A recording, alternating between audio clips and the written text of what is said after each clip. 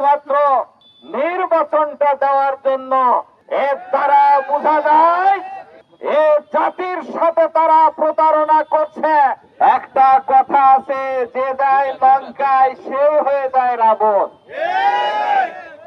আর লড়াই সংগ্রাম ছিল, কেয়ারটেকারের অধীনে একটা নির্বাচন হবে, জুলাই সনদ গণভোটের মাধ্যমে সেটা এদেশে স্থায়ীভাবে সংবিধানে লিপিবদ্ধ থাকবে। কিন্তু আজকে লঙ্কায় যে সেটা মানতে চাচ্ছে না। সম্মানিত ভাইরা, আমরা চেয়েছিলাম একটা স্বাধীন বিচার ব্যবস্থা, কোন দল মত নয়, অপরাধীদেরকে শাস্তির আওতায় আনতে হবে, স্বাধীন নির্বাচন বিভাগ, স্বাধীন বিচার বিভাগ প্রতিষ্ঠিত করতে হবে। কিন্তু আজকে সেটা বাস্তবায়নের কোন লক্ষণ আমরা দেখতে পাচ্ছি না। সম্মানিত ভাইরা, আমরা চেয়েছিলাম এদেশটাকে দল মত নির্বিশেষে, জাতি ধর্ম বর্ণ নির্বিশেষে আমরা দেশটা গড়ার জন্য ঐক্যবদ্ধভাবে কাজ করব। যার কারণে পার্লামেন্টে সরকারি দল যারাই হবে, বিরোধী দল ডেপুটি স্পিকার হবে।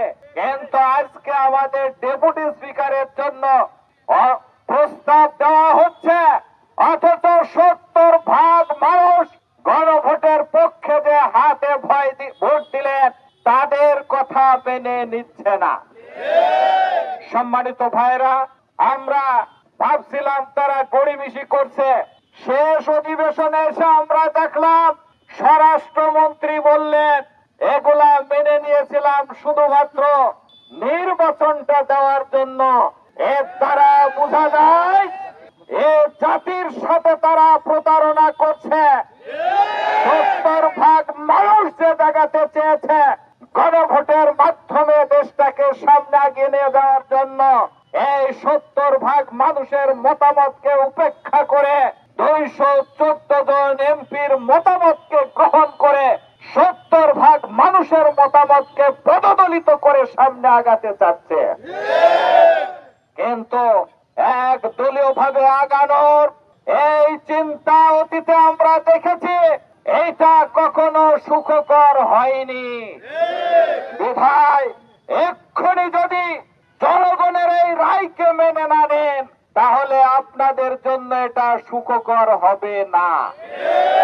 আজকে আমরা গণমিছিলের পক্ষ থেকে আপনাদের প্রতি উদাত্ত আহ্বান রাখতে চাচ্ছি, এদেশের জনগণের ভোটের মাধ্যমে নির্বাচিত হয় এমপি, সেই এমপিরা এতে যে সংসদে যে প্রতিনিধিত্ব করে থাকে, আর জনগণ সরাসরি ভোট দিয়ে কিছু নীতিকে পরিবর্তন করে স্থায়ী কিছু নীতি প্রতিষ্ঠার জন্য ভোট দিল, তাদেরকে অগ্রাহ্য করার কোন সুযোগ নাই। কোথায় আজকে আপনারা তেলের দাম বাড়াচ্ছেন, তেলের সংকট সৃষ্টি করছেন, দ্রব্যমূল্যের দাম বাড়াচ্ছেন, এদেশে ক্রাইসিস সৃষ্টি করছেন, সার পাচ্ছে না চাষিরা। এই মুহূর্তে গণ বিস্ফোরণের প্রতীক্ষায় না থেকে জনগণের মতামতকে মেনে নিয়ে আগামী দিনে একটা সুন্দর বাংলাদেশ গড়ার পরিবেশ সৃষ্টি করে দেবেন।